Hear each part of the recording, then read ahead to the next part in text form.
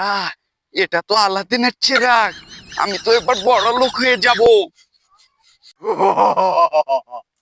আমি জিনি, আমি যে কোনো তোমার 3টে ইচ্ছে পূরণ করব।